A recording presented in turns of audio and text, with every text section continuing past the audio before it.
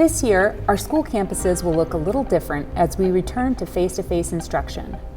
Our teams have been hard at work creating a safe and healthy learning environment for our students and staff, and we wanted to take a moment to show you what you can expect when you return to school. Each day, our staff completes a self-screening health questionnaire to make sure they can come to work. Students and families should also self-screen, although a daily form is not needed. Since we will not be taking student temperatures at school, all parents should take a daily temperature at home and monitor for symptoms of coronavirus.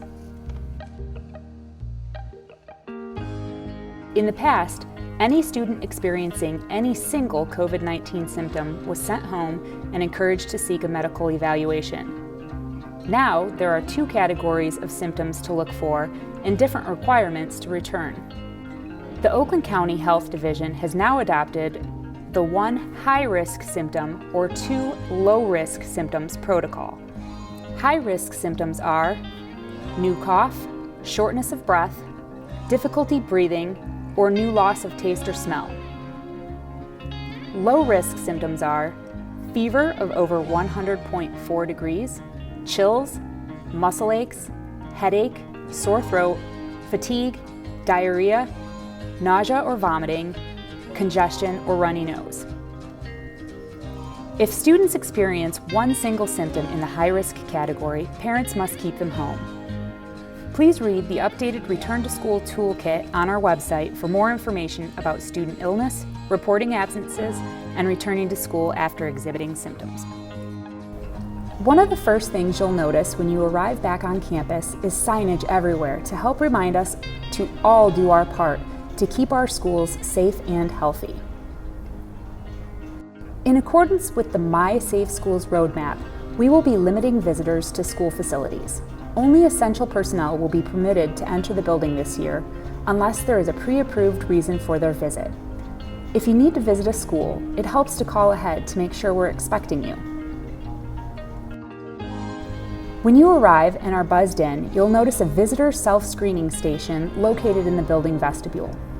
All visitors must complete a digital self-screening questionnaire when they enter the self-screening area.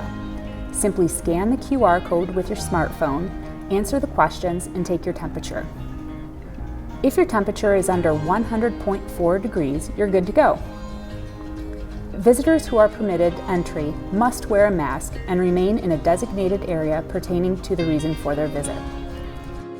If you just need to drop off an item for a student, please let the office staff know the reason for your visit. You will be permitted to enter the vestibule for a moment to drop off the items and are not required to complete the visitor screening. Each school will have a drop-off space for student items. Make sure your students' items are properly packaged and labeled. In order to avoid forgotten items, make sure your student has everything they need for the day in their backpack each morning. Lockers will be available for elementary students only. This year, every student in the district will be receiving a district-owned technology device. If you have already received one, make sure to bring it with you to school every day and make sure that it is fully charged.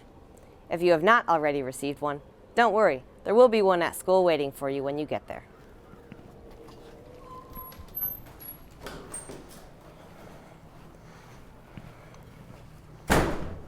When we go back to school, every student in our district will be wearing a mask at all times on campus, except when eating lunch. Feel free to wear any mask that you'd like to show your personality as long as it's school appropriate. If you forget your mask at home, then we will have one for you at school. Now I'm going to show you how to properly wear a mask. Thanks to Monk Orthodontics for providing these breakaway lanyards for every elementary school student in the district to hold their masks when they're not wearing them. So to start, make sure your mask fits snugly over your face and covers your nose and mouth. At the end of the day, disposable masks can be thrown away and reusable ones should be washed. If you're concerned about wearing a mask all day, don't worry. We will have mask breaks when you can enjoy the fresh air from a safe social distance. You can also practice wearing your mask for periods of time now in order to get ready for school. Before students arrive each day and in between classes when a new group of students is entering the classroom, our staff will clean all surfaces and touch points with an EPA-approved disinfectant. Frequently touched surfaces, including light switches, doors, benches, and restrooms, will be sanitized with cleaning agents at least every 4 hours. Custodians will make increased rounds throughout the day. Our building's HVAC systems are regularly monitored and filters are changed at minimum quarterly. Ventilation and filtration levels in all buildings exceed state-recommended guidelines. In classrooms, furniture has been spaced to allow for increased room between desks and tables. Your teacher may have a clear plexiglass tabletop barrier for one-on-one work. Elementary toys and manipulatives that cannot be easily disinfected have been removed.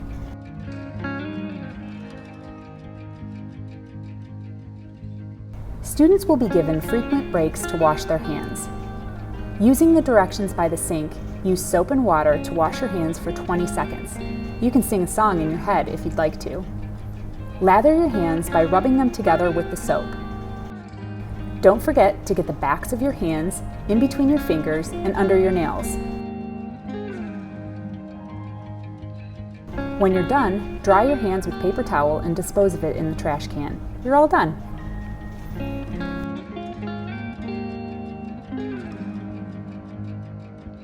In areas where you can't wash your hands, use hand sanitizer instead. You can bring your own or use one of the school's hand sanitizing stations. When using hand sanitizer, apply the product to the palm of one hand and rub it all over the surfaces of your hands until your hands are dry.